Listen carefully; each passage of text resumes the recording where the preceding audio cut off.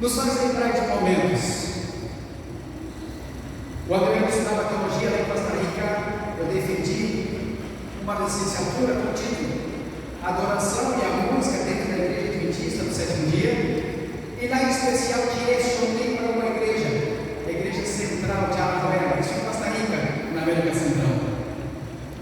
E ao longo dos anos, nós percebemos que, dentro da nossa igreja, quando as pessoas que vêm à frente para o louvor e cantam hinos de antigamente, você observa as pessoas ao redor que elas estão cantando. Quando cantam hinos novos, e algumas igrejas em especial, quase toda semana tem hinos novos. E se de imediato o homem que estava no som, ele cortar o microfone dos que estão cantando na igreja, vocês vão entender que a igreja, a congregação, de uma forma geral, não está cantando. Por isso que eu gosto muito das antigas músicas. É claro que nós devemos cantar músicas novas, tanto que eu escolhi para o final um hino do CD Jovem, mas nós não podemos deixar de lado as antigas músicas, como esse irmão cantou essas duas.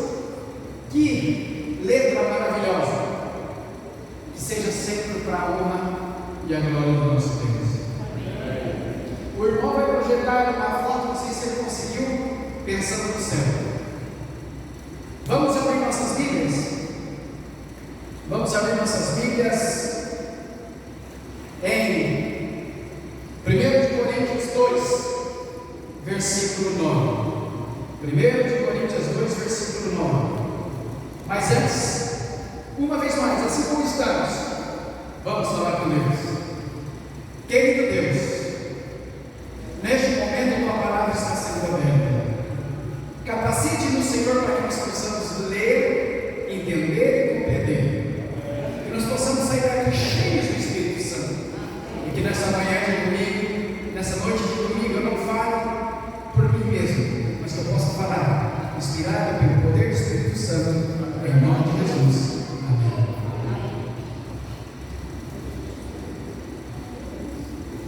Eu te faço uma pergunta. Não conseguiu projetar, irmão? Eu te faço uma pergunta. Em algum momento da sua vida, você já se pegou em uma noite estrelada, longe das grandes luzes, longe dos holofotes, olhando para o céu? Eu acredito que todos já fizeram isso. E vou mais. Você, nessa noite escura, olhando no céu, olhando para o céu, você já observou que aparentemente entre uma estrela e outra, de tantas estrelas que tem no céu, aparentemente não existe espaço para colocar uma outra estrela ali? Vocês já pararam para pensar sobre isso? Você sabe, você já parou para se perguntar qual é a distância mais próxima entre duas estrelas do céu? As duas estrelas mais próximas a seu olho, a olho nu, você tem noção do tamanho do espaço entre as duas estrelas? Ok, se você não sabe, ficar sabendo agora. 47 trilhões de quilômetros. Segundo os dados atualizados, o espaço mais próximo entre duas estrelas do céu é de 47 trilhões de quilômetros. Eu estou tentando voltar aqui, não estou conseguindo, mas Ellen White menciona em 3 passagens bíblicas, em 3 frases, em 3 lugares diferentes, ou seja, no livro Vida em Si, na página 110, Primeiros Escritos, página 41, ela menciona Vida em Si, 110, Primeiros Escritos, 41, e tem uma outra passagem mais que está anotada aqui. Ela menciona que Jesus virá pela constelação de Órion, pela nebulosa de Órion. Quando eu era criança ainda, de 13 para 14 anos, quando meus pais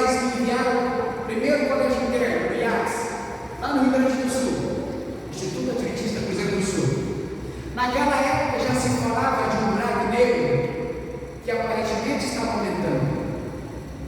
Os anos se passaram e hoje em dia eles continuam dizendo que esse buraco negro está aumentando cada vez mais e mais. A pluma inspiradora, ou a caneta inspiradora, é White menciona que Jesus virá pela nebulosa de ondas.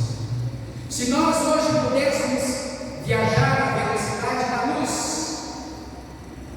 a 300 mil quilômetros por segundo, pensam bem vocês, se nós pudéssemos viajar hoje à velocidade da luz, a 300 mil quilômetros por segundo, daqui até a nebulosa de Órions, os cálculos feitos, atualizados, matemática, os especialistas nos dizem que levaríamos 1.500 anos daqui até a nebulosa de Órions, se nós pudéssemos viajar a 300 mil quilômetros por segundo.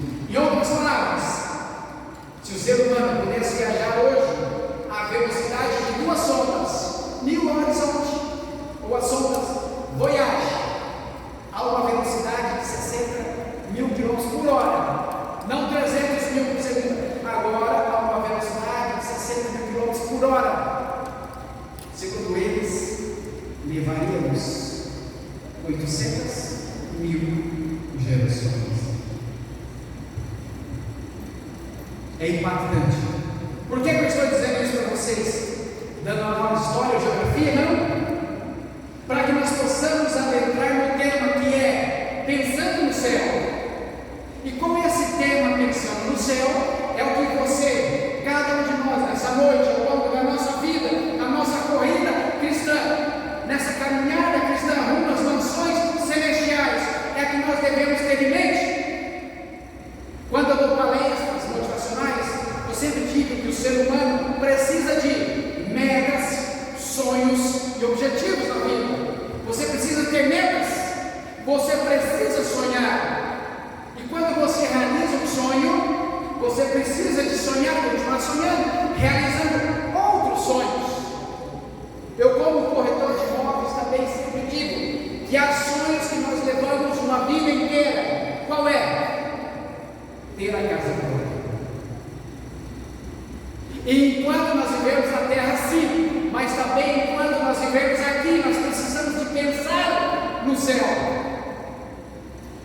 A Bíblia menciona, Isaías 55, versículo 6, Jesus diz: filhos, busquem-me enquanto eu estou perto. Ele nos está nos advertindo, e ele diz: busquem enquanto eu posso ser encontrado. Quem garante a cada um de vocês nessa noite que ao sairmos desta igreja chegaremos aos nossos lares? No dia 26 de fevereiro de 2024, numa cidadezinha pequena no estado de Rondônia, chamada Espírito Oeste, 26 de fevereiro de 2024, numa cidadezinha pequena, Espírito Oeste, 2 irmãos, um de 50 anos e o outro de 54 anos, em intervalo de poucas horas no mesmo dia, tiveram morte súbita, esperando eles talvez que viveriam muitos anos. Por isso Jesus está dizendo: busque-me. E o complemento que eu gosto de dizer de Isaías 55, 6 está em Tiago 4, versículo 14, que diz que a sua vida, a minha vida, a nossa vida, ela é como a neblina, é como a fumaça que você vê por um instante e você não vê mais. Vamos abrir nossas Bíblias em 1 Coríntios 2, versículo 9. E no final do sermão voltaremos a ler este versículo. E aqui diz o seguinte: mas como está escrito, as coisas que os olhos não viram, nem ouvidos ouviram, nem penetraram ao coração do ser humano, é a que Deus tem preparada para aqueles que os amam. Eu tive o privilégio de viajar a alguns países da América Central, desde Colômbia até Guatemala. Só eu fui no México e em Belize. Tive o privilégio de viajar em outros países da Europa, por onde eu estudei parte de teologia, que eu fiz na Espanha. Tive o privilégio de ir a alguns países da África. E alguns lugares especiais, talvez você nem precise ir longe, se você é acostumado acostumado. O Mato Grosso é um dos celeiros do Brasil, tem suas belezas naturais, mas quando nós vamos para outras regiões do Brasil mesmo, tem uns lugares que você mesmo passando naquele lugar, você começa a se perguntar: esse lugar existe? Bonito, eu acho lindo as construções, mas aqui está ouvindo mais como está escrito: as coisas que os olhos não viram, nem ouvidos ouviram, nem penetraram o coração do ser humano, é a que Deus preparou para aqueles que o amam. E Ellen White escreveu um livro, Visões do Céu. Inclusive esse livro eu emprestei o ano passado. Eu não gosto muito de emprestar porque eu sei que não volta. Eu ia ter que ficar cobrando, e é ruim, é chato. Eu trabalho com imóveis, eu administro imóveis de outras pessoas, e às vezes eu tenho que ficar cobrando, não é fácil. Quando você atrasa 1, 2, 3 vezes, você atrasa, você chega até aquele que você deve ver e fala: eu estou atrasado, mas eu vou lhe pagar. Mas existe uma pequena parte que assim não faz. Você precisa de cobrar. Existe menos na nossa igreja que, se você não cobrar, ele não paga você. E a Bíblia também menciona de que adianta você vir na igreja, se batizar e participar da Santa Ceia. E a Santa Ceia, os evangelhos é claro que vai se tornar uma bênção para a sua vida, torna uma maldição, porque você precisa reconciliar com Deus, com algumas pessoas especiais. Talvez você tenha brigado com ela, talvez há alguns anos você não conversa com alguém da sua família, talvez você tenha uma dívida e você não se esforça para quitar aquela dívida.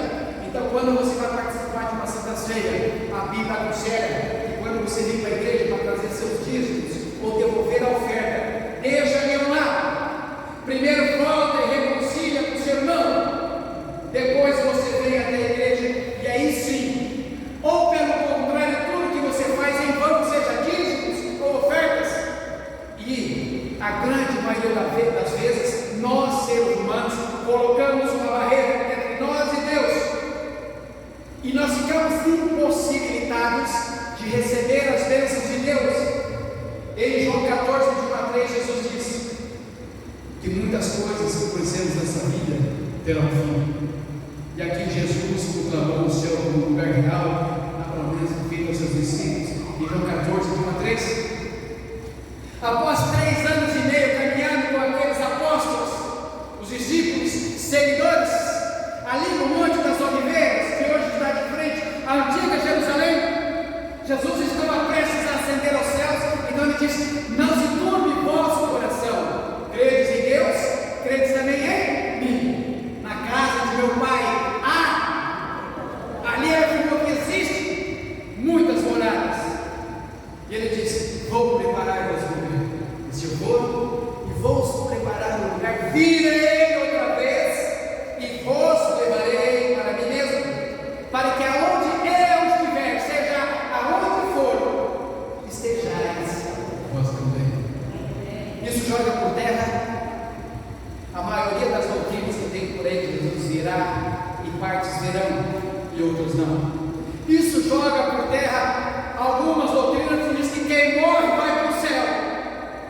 Se quem morre vai para o céu, sabendo que o céu é perfeito, por que a gente vai continuar vivendo nessa terra? Vamos correr logo todos e vamos para o céu. Seria assim muito mais fácil, não é mesmo? Mas nós precisamos nos preparar para isso. Por que pensar no céu é tão importante?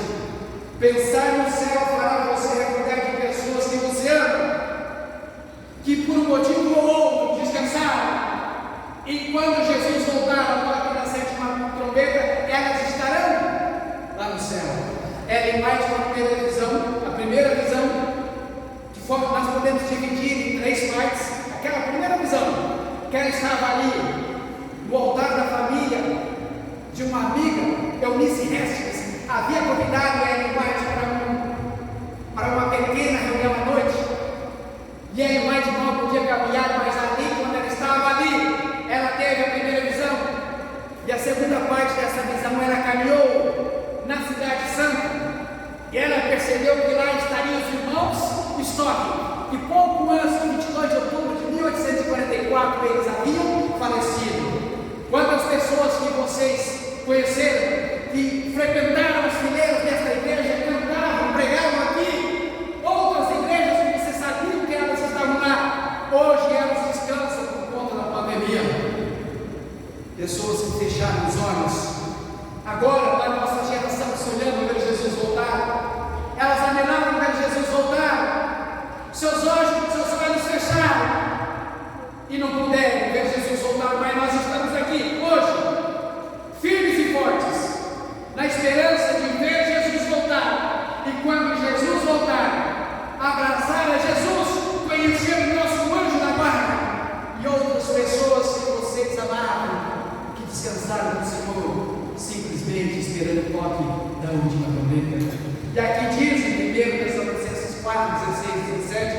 porque o Senhor mesmo descerá do céu com grande brado, a voz do arcanjo e a trombeta de Deus, e os que morrerem em Cristo ressuscitarão primeiro. E o versículo 17 diz: e por ocasião desta volta, os que estiverem vivos naquele momento serão transformados e vão encontrar com Jesus nos ares.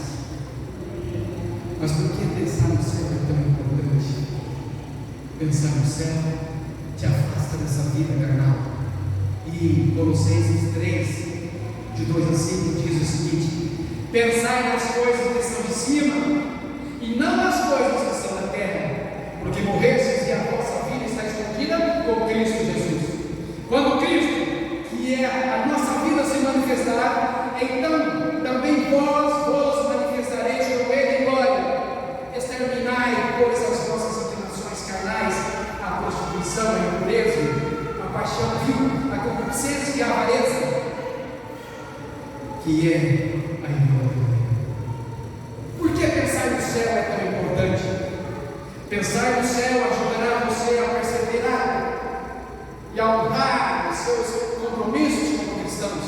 Segundo de Timóteo 4, 7, 8 diz, segunda de Timóteo 4, 7, 8, aqui, esse homem que escreveu essas palavras, inspirado pelo Espírito Santo, de perseguidor no passado, passou a ser perseguido, era caçado, estava agora neste momento preso, morava em uma casa alugada por 2 anos em Roma, e foi 2 últimos anos de vida dele, Paulo. E ali, o tempo todo ao lado havia um soldado romano 24 horas por dia. E também escreve em 2 de Timóteo 4, versículos 7 e 8: combati o bom combate, acabei a carreira e guardei a fé. Desde agora a coroa da justiça me está guardada. Ele está dizendo: igual Senhor, justo juiz, reto juiz me dará naquele dia, e ele descreve mais, não somente a mim, mas também a todos que amaram a sua vida. Honrar os nossos compromissos. Quais são os nossos compromissos como ser humano e como cristão? É isso que nós precisamos ter em mente. Pensar no céu lembrará você de onde investir tempo, tesouro e talento. De 24 horas por dia você trabalha, você tem lazer e você tem um tempo para dormir. Seria muito cruel da minha parte perguntar se você tira 10% dessas 24 horas, que daria 2 horas e 40 minutos. Você é bem simples e humilde.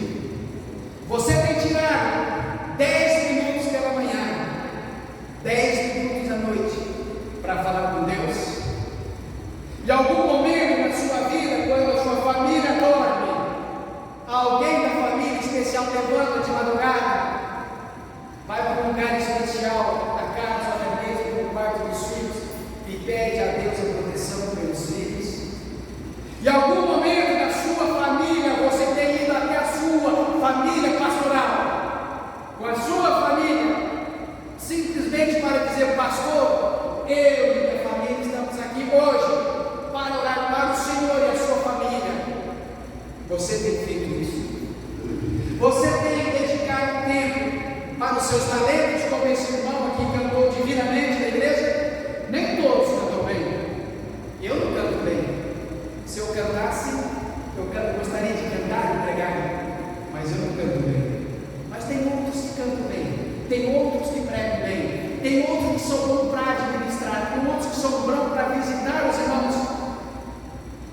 E é com profunda tristeza, hoje eu digo para vocês, desde que eu sou membro da Igreja Central de Várzea Grande, estou ali há muito tempo, nunca um líder de igreja, da minha igreja central, nunca um pastor da minha igreja foi na minha casa me visitar. Vai líderes e pastores de outras igrejas, da nossa, mas de outra localidade, mas na minha casa nunca foi um líder, um membro, um diácono ou ancião da minha igreja, nunca foi o meu pastor de escutar da minha casa para fazer uma oração comigo. E a liderança precisa estar atenta. Na falta do pastor é o ancião da igreja.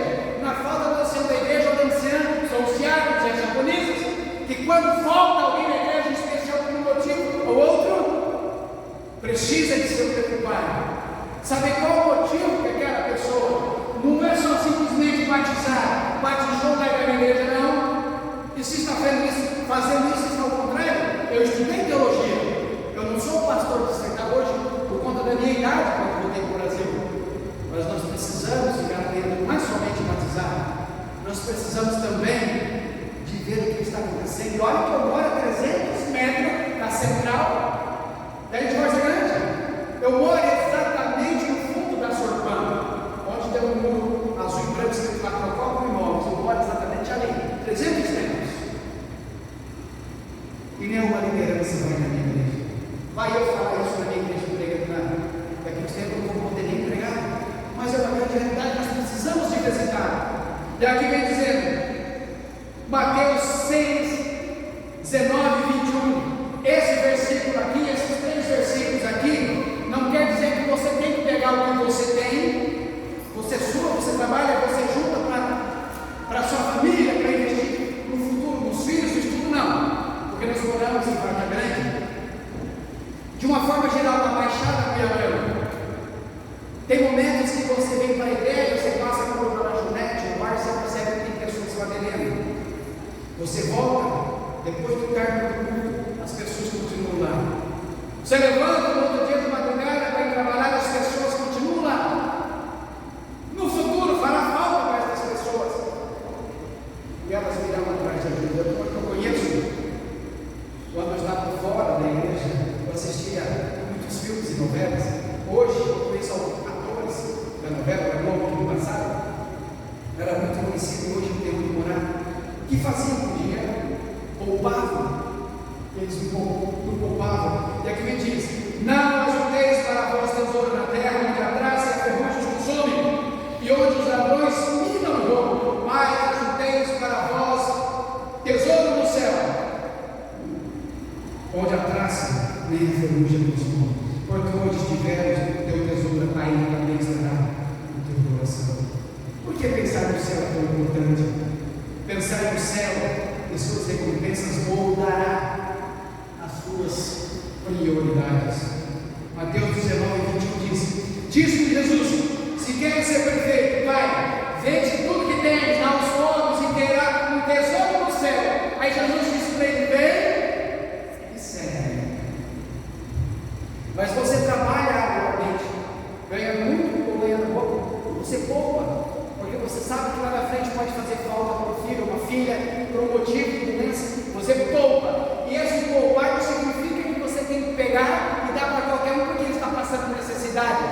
A Bíblia menciona que Jó, olha só, Jó, quando ele ia ajudar alguém, ele analisava a vida da pessoa para saber se aquela pessoa era digna ou não de receber aquela ajuda. Porque hoje nós temos muitas pessoas. Hoje ainda de manhã no hotel aqui em frente ao aeroporto, eu conversava com algumas pessoas e comentava sobre os pedreiros, os serventes de pedreiros de antigamente e os de hoje. Quando eu era criança, a gente estava lá como pedreiro, servente de pedreiro. O meu tio Antônio Tavares, ele foi mestre de obra da antiga missão, que agora é a Associação lá no Mato Grosso, a Cuiabá. O tio Antônio Tavares foi mestre de obras, e quantas vezes nós quebrava as coisas na mão, na porrada, seja com marreta, seja com picareta. Hoje em dia, se você contrata um pedreiro, um servente de pedreiro, se você não pegar um rompedor, ele não quer fazer o serviço. As pessoas não querem trabalhar hoje, as pessoas querem emprego. Trabalhar não. E como eu trabalho com palestras motivacionais, já tem mais de 3 anos que eu não faço, e eu vou voltar a fazer agora, eu sempre falo sobre isso, e sempre dou dica para as pessoas. A gente sempre está sendo observado pelas pessoas ao redor. Muitas das vezes, pelo que você publica nas redes sociais, terá amigos meus que vai te acompanhar em tudo. Não vai dar um clique no que você faz, no que você posta, no seu trabalho, no que você divulga nas redes sociais, mas você está inspirando eles. Outros amigos, lá em Goiânia, esses dias atrás, eu estava lá na semana passada, no dia das eleições, no grupo da igreja, que um irmão especial havia abrindo uma lanchonete, a comida não era ruim, era boa, e os irmãos da igreja fossem lá dar uma força para ele. E é assim que nós, como seres humanos, devemos fazer. Diz que Jesus, se quer ser perfeito, está tudo que tem, não é? Você não é obrigatório dar aos outros. Pensar nas belezas do céu nos dá algo para esperar ansiosamente. E aqui vem Apocalipse 22. Já estou quase concluindo. Versículo 1, 2 e 5. Apocalipse 22. E aqui ele diz: ele mostrou o rio na água da vida, claro como cristal, que procedia do trono de Deus e do Cordeiro. No meio da sua praça, de ambos os lados do rio, estava a árvore da vida, que produz 12 frutos, dando seu fruto de mês em mês. E as folhas das árvores são para a cura das nações. E ali não haverá mais noite, e não necessitarão da luz da lâmpada, nem da luz do sol, porque o Senhor Deus os iluminará, e reinará por meio do século dos séculos. Apocalipse 22, versículo 2 diz que ali há uma árvore da vida, e essa árvore da vida produzirá 12 frutos, cada mês produzirá um fruto diferente, e as folhas desta árvore é para a cura das nações. Quem for lá da minha casa e quiser um galho, eu dou a elas e vem lá agora para nós. Na frente da minha casa, na vizinha da frente, tem uma outra árvore chamada moringa, ou moringueira, ou árvore da vida. As folhas daquela árvore é muito poderosa para a nossa vida. E muitas das vezes nós comemos mal, alimentamos mal, pedimos oração na igreja, a igreja ora de uma forma geral, voltamos a comer mal e sempre procurando farmácia. E nunca vamos pelo método que Jesus nos ensinou. Quando eu estudava teologia em Costa Rica, o país que eu mais fui na América Central, fora Costa Rica, Nicarágua. Nicarágua é o país que eu mais fui. Fiz várias semanas de oração. Eu ganhava ida, eu ganhava volta, eu fazia um mestrado em missiologia e missões. Então eu gostava de viajar nesses lugares, porque eu sabia que quando voltar ao Brasil seria difícil ir para esses lugares. E ali em Manágua, a capital de Nicarágua, o ditador que está lá até hoje, ele é do ditador, ele encheu no centro da capital. Se você procurar no YouTube, na internet, você vai encontrar depois. Ele, na época, há muitos anos atrás, ele fez um pedido de muitas árvores da vida, feitas de ferro. Na época, pagou $40 mil cada árvore daquela, e encheu o centro. Passando necessidade do país, ele encheu de árvores da vida em todo o centro de Manágua, Nicarágua. Eu tirei fotos e algumas dessas. Então, aqui, quando João estava ilhado na ilha de Patmos, hoje ali na atual Grécia, cercado pelo mar Asiático, algumas pessoas, uma vez eu estudei uma irmã da nossa igreja, questionaram por que Jesus, por que Deus, por que Cristo permitiu que João, sendo ele filho da Maria, o discípulo amado, que era o pai de Cristo, por que Jesus permitia que ele ficasse por aproximadamente 14 meses ilhado na ilha de Patmos? Não tinha como fugir. Na época não havia barcos a motores, não havia navios, não havia helicópteros. E a resposta para essa irmã,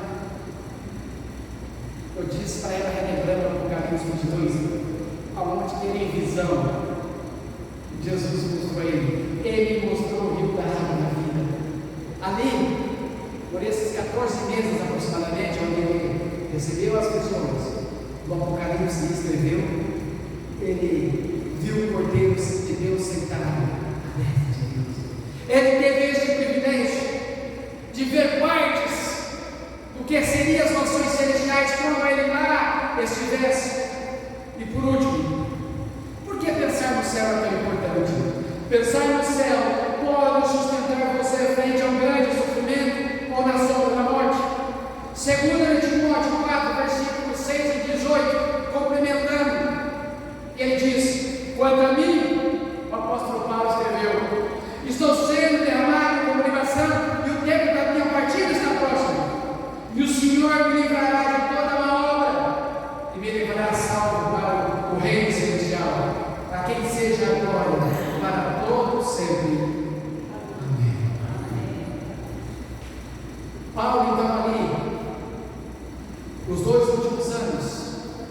Os dois últimos capítulos de Atos dos Apóstolos mencionam que foi alugado uma casa para que ele ficasse pelos 2 últimos anos. Na época ele não sabia que seria 2 anos, mas hoje nós sabemos, porque assim o relato nos diz. E tendo dele, ao lado dele, 24 horas por dia, um soldado romano. Ele escreveu isso pressentindo que o fim dele estava próximo. O Espírito de Deus já estava preparando Paulo, que ele seria morto, e foi decapitado. Um homem que dedicou, quando teve um encontro pessoal com Jesus, passou então a dedicar a sua vida. Enoque andou os 300 últimos anos com Deus e Deus o levou para si. Elias andou com Deus e Deus o levou para si. Moisés andou com Deus. E Ellen White menciona que seria trasladado vivo, mas por ele ter cometido um erro, e Ellen White menciona que não houve antes de Moisés e não haverá depois de Moisés, até a volta de Jesus, um homem tão manso quanto a Moisés. Mas chegou o momento, naquela caminhada rumo à Canaã terrestre, que Jesus disse: fale com a rocha, e a rocha era o próprio Deus. Mas chegou o momento que ele perdeu as estribetas, e ao invés de falar com a rocha, ele golpeou a rocha, e ele estava golpeando Deus. Ellen White então diz que, por esse motivo, ele entrou na Canaã terrestre. Mas chegou o momento que ele foi levado até uma altura do Monte Nebo, de uma altura para frente, somente ele, nem ninguém mais o acompanhou. Ellen White também menciona que, se aquelas pessoas que ao longo de 40 anos murmuraram contra Moisés e Arão soubessem o lugar exato onde Moisés estava ali sepultado, o monte se tornaria um monte da peregrinação. Iriam adorá-lo depois de morto, mas vivo não queria ouvi-los. Mas nós sabemos que houve um momento, o livro de Judas fala, que Jesus teve o corpo de Moisés e levou em Judas, queria brigar pelo corpo de Moisés, que ficasse na terra. Simplesmente o Deus Todo-Poderoso disse: que o Senhor te repreenda. Tempos mais tarde, no monte da transfiguração, suando gotas de sangue, a Bíblia menciona que vieram 3 pessoas, e dentre elas estava quem ali? Moisés. Eu fico imaginando naquele momento, então Jesus, naquele momento, quando ele vê Moisés ali, ele não entrou vivo, humanamente falando, na caminhada terrestre, mas depois vai para o céu e agora ele volta, ali onde Jesus estava no monte da transfiguração. Ele suava gotas de sangue, então Jesus percebe que ao lado dele já havia um homem que havia morrido e havia sido levado para o céu. Muitos outros poderiam fazer a mesma coisa. É por isso que hoje as pessoas se perguntam por que existe muita guerra no Oriente Médio. Por que Israel luta tanto? Ali a história do povo de Deus. Ali onde Jesus morreu e ressuscitou e derrubou o diabo por completo. E quando um cristão que é contra Israel, ele está sendo contra Deus. É simples assim. A Igreja Católica surgiu daquele movimento ali também. Se nós apagarmos a história do povo de Israel, nós apagamos a história de Jesus aqui nessa terra. E o próprio Jesus fez uma promessa que enquanto ele não voltar agora, enquanto ele não voltar, haveria sempre um descendente de Davi. Deus é da linhagem de Davi. Então, nesse momento especial, enquanto o irmão prepara para nos cantar o hino final, eu gostaria que o cantor que cantou aqui essa frente para cantarmos junto o hino final, nós vamos cantar. Que você medite na letra desse hino. Que você medite no sermão desta noite. Por que para você é tão importante pensar no céu? Você, como cristão, está lutando para que você, a esposa e os filhos ganhem as mansões celestiais? Um dia Jesus vai perguntar a você: aonde estão os filhos que eu te dei? É claro que houve um momento na vida que muitos filhos, inclusive de pastores, se afastam. Houve um momento na minha vida que eu me afastei dos caminhos de Deus. Nasci na igreja, foram 17 anos fora da igreja, mas eu tive a oportunidade de voltar. É por isso que o meu livro conta as 7 vezes que Deus me livrou da morte, e ao longo de 17 anos a minha mãe nunca deixou de orar por mim. Inclusive até hoje ela continua orando por mim e pelas minhas irmãs. Amanhã receberei a minha mãe, meu padrasto na minha casa, está vindo de Rondônia. Meu pai já tem um pouco mais de 6 anos, descansou no Senhor. Meu pai cumpriu uma missão nessa terra, trouxe muitas pessoas para dentro da igreja, a família toda.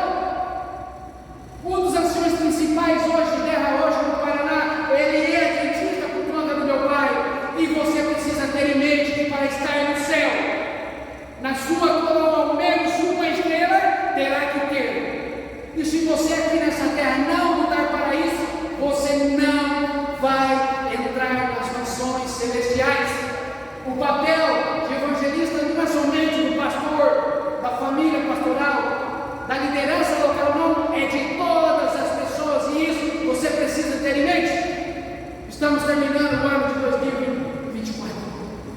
Se esse ano não deu, faça planos agora para que no ano de 2025, uma pessoa que seja, que o Espírito Santo lhe mostre, uma pessoa para que você possa fazer o estudo com ela, trazer ela para a igreja, para que esta pessoa possa fazer novos discípulos.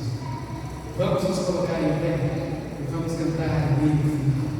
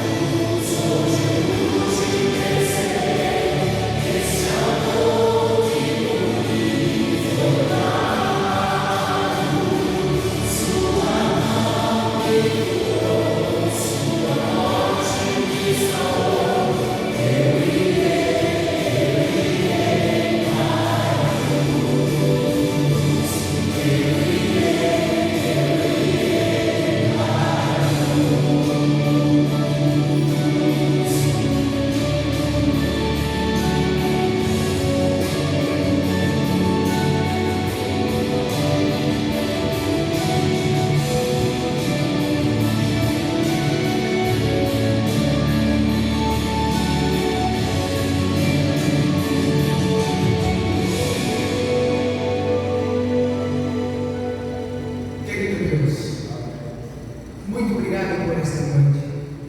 Muito obrigado por nos mostrar que por sua palavra nós precisamos ter em mente nosso único objetivo, as mansões celestiais.